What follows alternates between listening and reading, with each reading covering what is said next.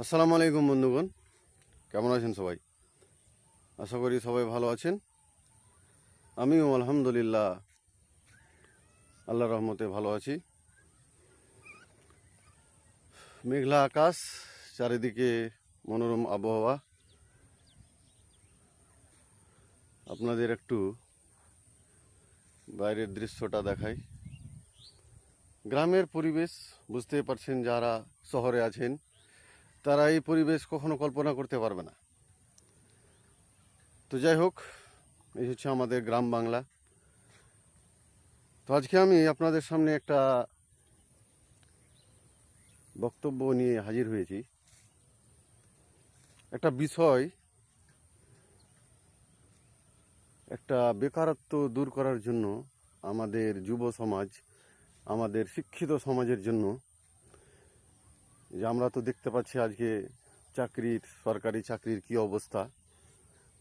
তো বিভিন্ন যুবককে দেখি অসহায় বা হীনমন্যতায় ভুগে, কাজ পাওয়া যাচ্ছে না বর্তমান যুগে। বিশেষ করে সরকারি চাকরির পিছে তারা একেবারে হাত ধুয়ে পড়ে থাকে। হ্যাঁ, আমাকে একটা সরকারি চাকরি পেতেই হবে। কিন্তু সরকার ভ্যাকেন্সি বের করবে, তারপরে না আপনি সরকারি চাকরি পাবেন, তারপরে না আপনার গভর্নমেন্ট জব আপনার লাগবে। তো আমাদের এখন কি করতে হবে এই বেকারত্ব দূর করার জন্য? আর আমরা অহরহ খবরে দেখতে পাই যে আজকে একটা ইঞ্জিনিয়ার ছাত্র বা একটা গ্র্যাজুয়েট ছাত্র আজকে সুসাইড করে বসে আছে। আমরা অহরহ এই খবরগুলো, এই ঘটনাগুলো আমরা দেখতে পাই বিভিন্ন সোশ্যাল মিডিয়ার মধ্যে। তো এটা কেন হচ্ছে? এটা হওয়ার কারণ কি? এই যে বেকারত্ব, এই যে এত পড়াশোনা করে, এত ডিগ্রি অর্জন করে যে চাকরি পাওয়া গেল না, সেজন্য মানুষ কি করছে? সে মৃত্যুকেই বেছে নিচ্ছে। সে ভাবছে যে হ্যাঁ, আমি মরে গেলেই সব সমস্যার সমাধান হয়ে যাবে। কিন্তু মরে গেলেই কি সব সমস্যার সমাধান হয়ে যাবে? আপনি আপনার পরিবারকে দেখবেন না। আপনি আপনার পরিবারের জন্য কি করে গেলেন? আপনাকে যে একজন সন্তান করে আল্লাহ তাআলা পাঠিয়েছেন, আপনি আপনার মা বাপকে আপনাকে দেখতে হবে। আপনার যদি বিয়ে হয়ে যায়, তো আপনার সন্ততি হবে, আপনার স্ত্রী হবে, তাদেরকে কে দেখবে? আপনি তো মৃত্যু বেছে নিলেন। এগুলো ঘটনা আমরা দেখতে পাচ্ছি যে আপনি মৃত্যু হয়ে গেলে সব সমস্যার সমাধান হয়ে যাবে না, কখনোই হবে না। তো এগুলো থেকে আমাদের বাঁচার জন্য বা এগুলো থেকে, এই বেকারত্ব থেকে বেরিয়ে আসার জন্য কি করতে হবে? আমাদের নবীর জীবনী দেখতে হবে। আমাদের নবীর যে পদ্ধতি অবলম্বন করেছিলেন জীবনযাপন করার জন্য, সেগুলোর দিকে একবার তাকাতে হবে। তো আমাদের নবী কি করেছিলেন? আমাদের নবী ফেরির কাজ করেছিলেন। ফেরি বলতে তিনি বিভিন্ন, আমরা জানি যে খাদিজা, আমাদের নবীর প্রথম স্ত্রী, তাকে আমাদের নবী প্রথম বিবাহ করেছিলেন। তো তার, খাদিজার অঢেল সম্পত্তি ছিল, তার ব্যবসা অনেক বড় ছিল। তো আমার নবী তার কি করতেন? তার সুপারভাইজার, আমরা এখন বলি সুপারভাইজার, মুন্সি, সেই কাজটা তিনি করতেন। আর সেই কাজ তিনি সৎভাবেই করতেন, নিষ্ঠা ভরেই করতেন, দায়িত্ব বুঝেই করতেন। এক জায়গার সামান কিনে অন্য বিদেশে গিয়ে তিনি বিক্রি করতেন। তো এই ছিল আমাদের নবীর ব্যবসা। তিনি ব্যবসা করতে বলেছেন, তিনি বিজনেস করতে বলেছেন। সেটা যে কোনো হতে পারে, সেটা আপনার কাপড়ের হোক, সেটা আপনার কোনো খেলনার হোক, যেই হোক, আপনি একটা ব্যবসা বিজনেস করুন।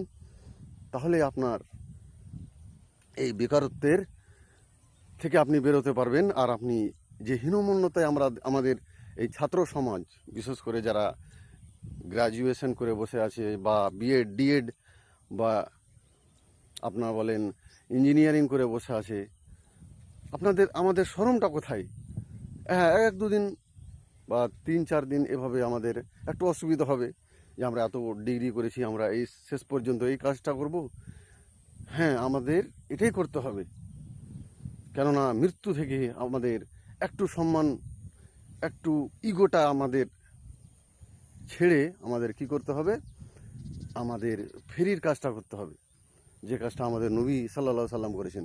আরও বিভিন্ন রকম কাজ আছে। আপনি বেসরকারি বেসরকারি যেগুলো সংস্থা আছে, বেসরকারি যেগুলো প্রতিষ্ঠান আছে, সেখানে আপনি যোগদান করতে পারেন, সেখানে আপনি ভ্যাকান্সি দেখতে পারেন।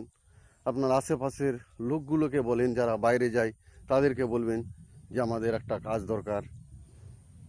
এটাই কথা আমি যুব সমাজকে বলবো। আমরা ফালতু সময়টাকে এভাবে সোশ্যাল মিডিয়ায় বা এভাবে টিকটক ভিডিও বানিয়ে বা এভাবে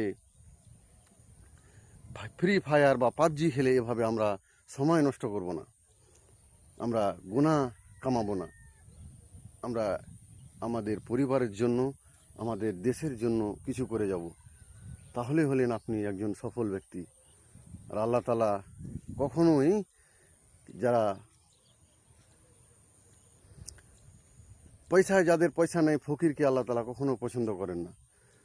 যারা দেনেওয়ালা, যারা এক হাত, যারা নিজের পকেট থেকে অন্য কাউকে দেয়, তারা কি বেশি আল্লাহ তাআলা পছন্দ করেন। এটা কথা আমাদের মাথায় রাখতে হবে, যে আমাদের হাতটা যেন সবসময় লোককে দেই, সবসময় এভাবে না চাই আমরা। এটাই আমাদের নবীর শিক্ষা, এটাই আপনার আমাদের প্রিয় নবী হজরত মুহাম্মদ সাল্লাল্লাহু আলাইহি সাল্লামের শিক্ষা। তো যাই হোক, বলার আরও অনেক কিছু আছে, সময় খুব অল্প। তো আমরা নিজের ইগোটাকে ছেড়ে নিজের আত্মমর্যাদা, আত্মসম্মান, এই কথাটাকে পায়ের নিচে দলিত করে আমরা যে কোনো একটা কাজ, বা আপনি ধরে নেন যে কোনো একটা